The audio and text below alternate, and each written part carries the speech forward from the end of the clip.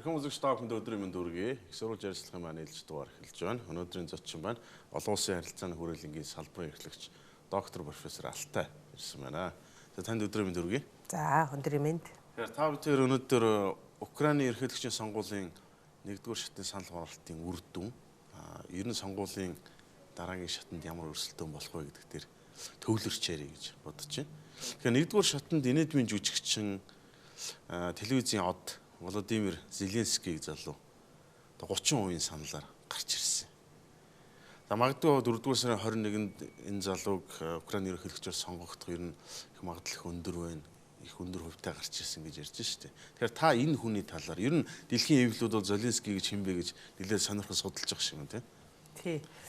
Тэгээ Владимир Зеленский гээд одоо нэртэй одоо хошин шогийн ер нь жүжигчин. Тэгээ хошин шог ялангуяа телевизээр гардаг цуврал одоо юм шоу нэвтрүүлгийн одоо хөтлөгчөөрөө бол их нэрд гарсан алдартай. Тэгээд залуугийн төлөөлөл гэж хэлж болно. Өөрөөр хэлбэл улс төрийн одоо хүрээнээс нэлээ хол хөндий.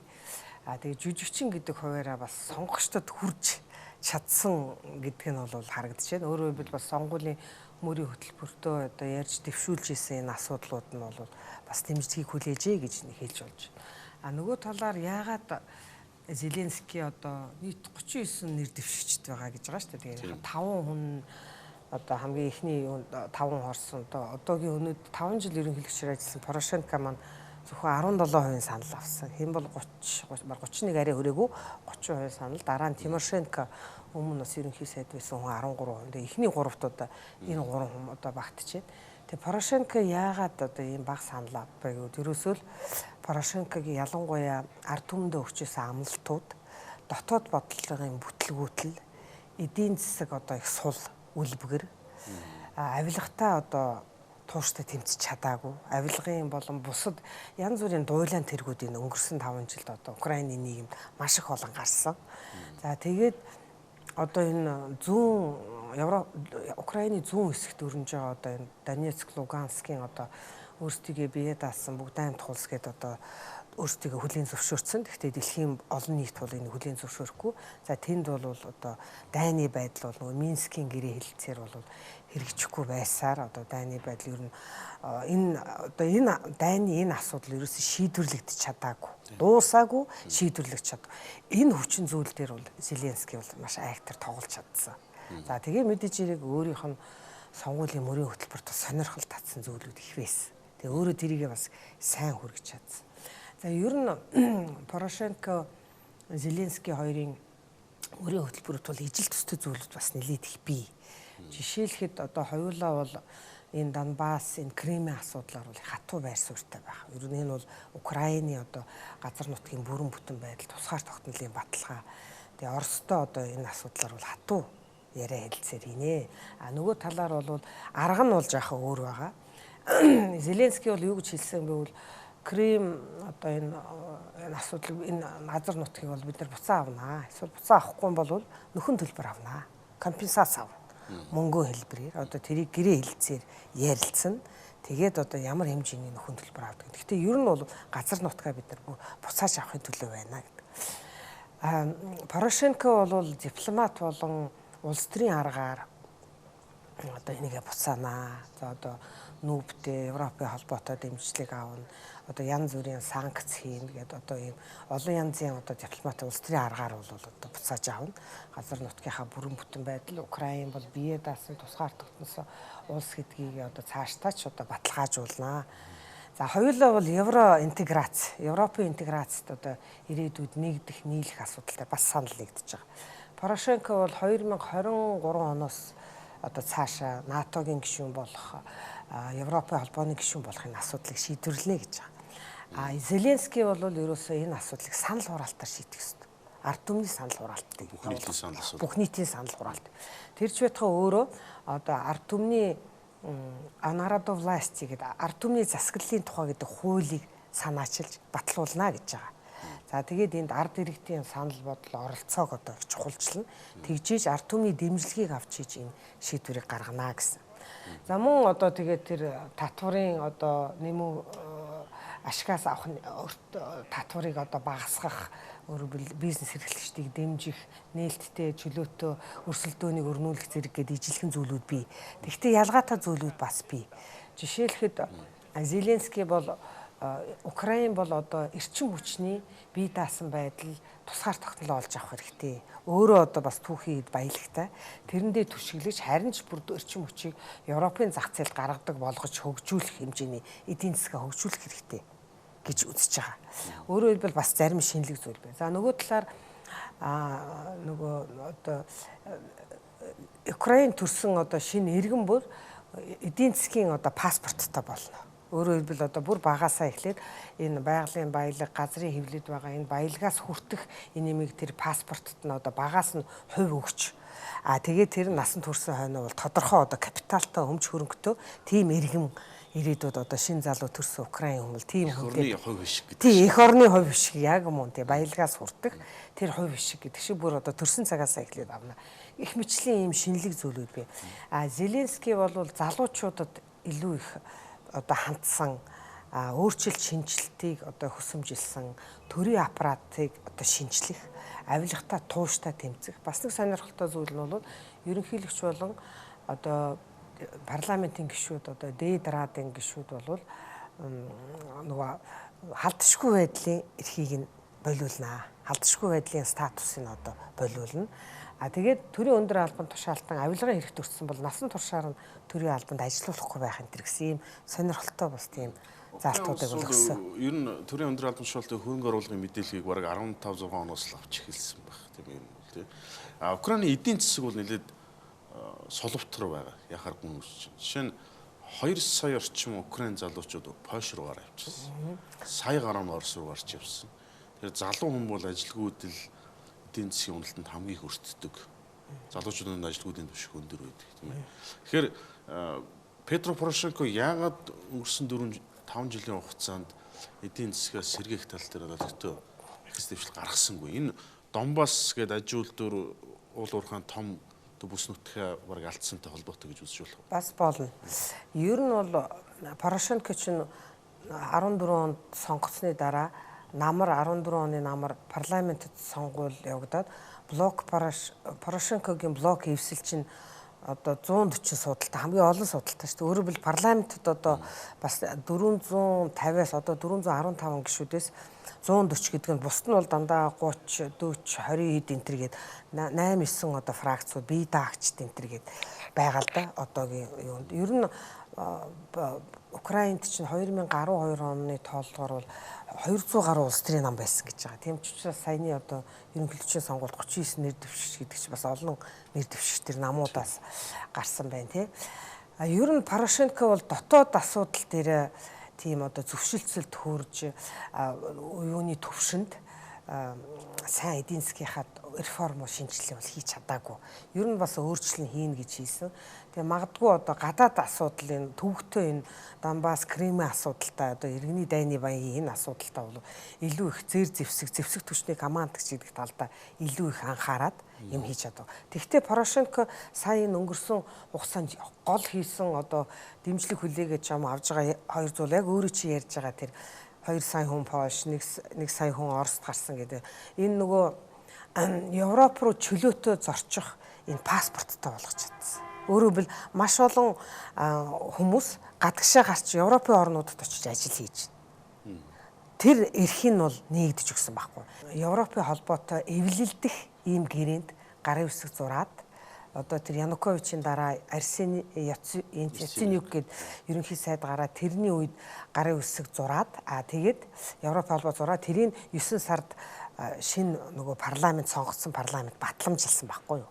Гэхдээ 90-ад оны үеийн дунд үеийн нөгөө Ельциний үеийн ховчлолын юм чинь бас Украинд явагдаад тэр гол томоохон одоо ашигтай ажиллаж исэн тэр үйлдвэр юуны одоо томоохон аж үйлдвэрийн энэ объектууд нь бол дандаа хулгайлагдсан. хулгайлагдаад одоо буруу замаар хүмүүсийн гарч шилцсэн. Өөрөөр хэлбэл эдийн засгт одоо ашиг тусаа өгч чадах байдлаар тэр нь бол хөгжиж чадаагүй. Өөрөөр хэлбэл ажилтнууд нь тэгээд хөгжсөн болохоор эдийн засгт бол сул дорой.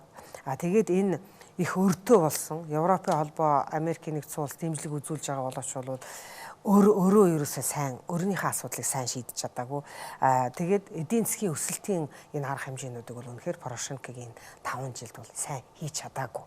Тийм учраас Европын холбоо интеграцтай холбоотох энэ асуудал чинь Порошенко өөрөө гарч ирэх асуудал ч гэсэн нөгөө 13 оны 11 сард Евромайдан гэдэг нөгөө болсон шүү дээ. Өөрөөр яг саяны миний түрүү хэлсэн гэрээ биш үү?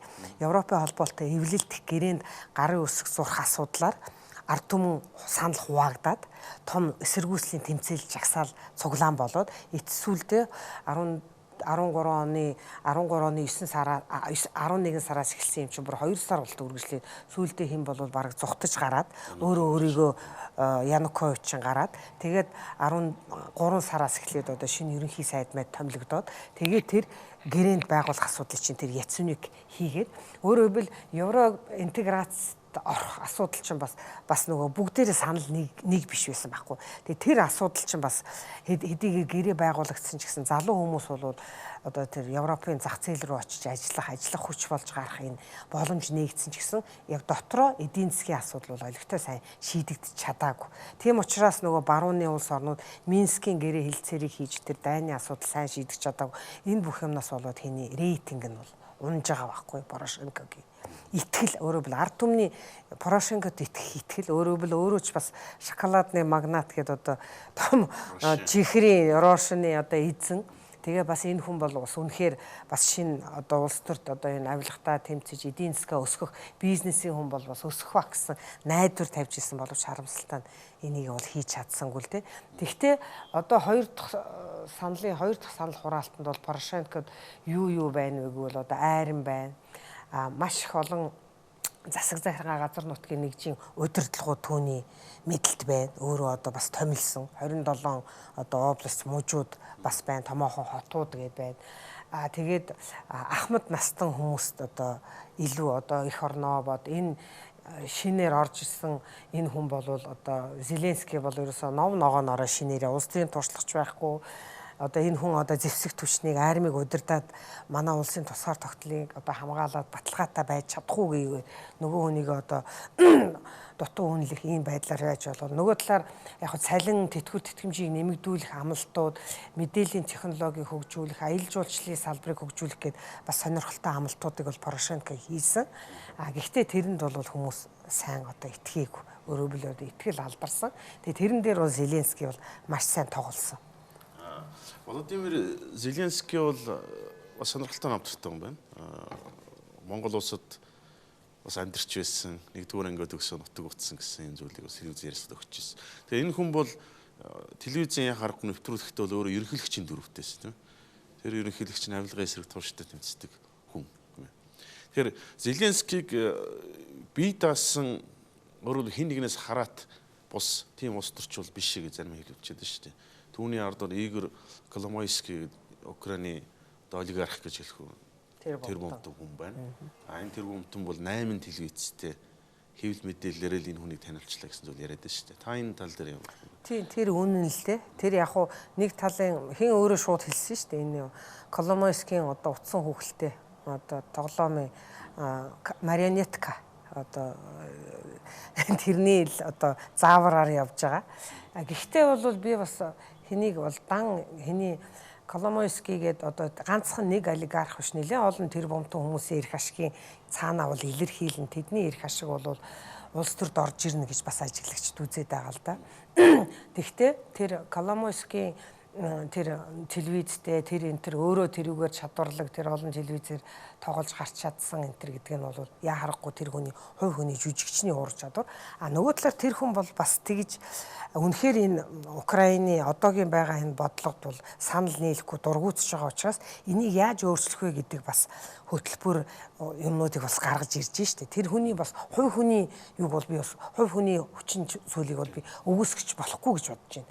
Яг бол улс төрд ер нь бол полиси гэж хэлээд байгаа. Тэрэн дээр бол бодлого боловсруул шийдвэр гаргаж байгаа хүмүүс. Манайх бол улс төрч гээд улс төр гэж ингэж ойлгоод байгаа боловч бодлого боловсруулж гаргаж ирэх чадах хүн заавалчгүй олон жил улс төрийн албанд төрийн ажил хийсэн улс төрт зүтгэсэн тэр хүмүүс л зөвхөн гарч ирэх ёстой гэдэг энэ стереотип чи эвдэгдчихэд дэлхийн ийм тренд болчиход байна шүү дээ. Өөрөөр хэлбэл одоо Трампаас ихсүүлээл.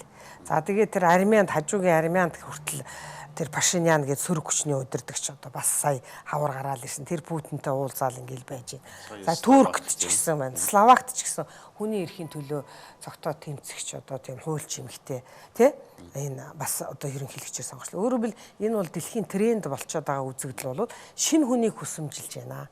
Тэр шинэ хүнийг хүсэмжилж байгаа хүн жүжигчинч байж болно, бизнесменч болж болно, өөр салбарын ажиллаж байгаа. Анцхан тэр хүний ярьж хэлж сонгогчдод хүргэж байгаа тэр хөтөлбөр зорилго тэр нь бол одоо чухал. Мэдээж яаж хэрэгжүүлэх вэ? Ямар багтаа байх вэ гэдэг асуудал бол бас их том асуудал болчиход байна. Тимошенкогийн одоо бүлэгтээ эвсэх үү, нэгдэх үү гэхэд өөрөө бол би одоохондоо хинтэй ч эвсэхгүй, нэгдэхгүй бие даан ингээд явна гэж байгаа боловч 3-7 хоногийн дотор бас нөхцөл яаж өөрчлөгдөх үү, нөхцөл байдал яаж өөрчлөгдөх үү? Өөрөөр бусад нэр дэвшигчийн төлөө саналаа өгсөн хүмүүсийг татах шаардлагатай тийм. Яаж татчих чадах уу? Одоо өнгөрсөн эхний шатнд 30% авсан гэдэг чинь зөв энгийн тооцоогоор бол ахиа 20% санал авч ийж ерөнхийлөгчөөр сонгогдсон гэсэн тийм. Тэр 20% яаж авч чадах уу?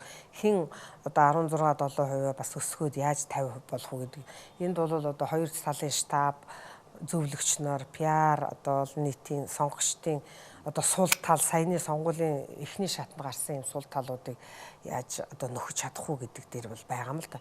Тэгээ яг хөө тэр Порошенкод бол илүү давуу тал байгаа боловч гэсэн нөгөө Зеленскийд ч гэсэн бас давуу тал бий. Өөрөөр хэлбэл одоо бусад нэр дэвшигч ялангуяа Тимошенкогийн талтаа одоо татаж аваад бас эмгтээчүүдийн ч гэдэг юм уу тий сонгогчдын бас тодорхой өөрт нь санал өгөөгүй хүмүүсийн танил авч магадгүй. Тэгвэл ер нь бол таамаглахад хэцүү. Тэр сонгогч чинь тэр олон хүмүүсийн одоо санал хуваагдсан ийм нөхцөлд бол тэр сонгогчид хэний төлөө саналаа өгөх үү гэдгийг чухамхүү одоо энэ 3-7 хоногт яаж юугаа явуулах уу? Сонгуулийн кампанит ажиллаа хэрхэн яаж явуулах уу? Яаж алдаа гаргахгүй байх уу? Ялангуяа Зеленский бол янз бүрийн дотоод гадаад бодлогын асуудлаар янз бүрийн мэдээлэл хийх юм бол алдаа гаргачихна гэж үзээд байгаа. Ерөнхийдөө хинтээ Порошенкотой одоо телевизийн мэтгэлцээнд орох юм бол Порошенко бол илүү туршлагатай.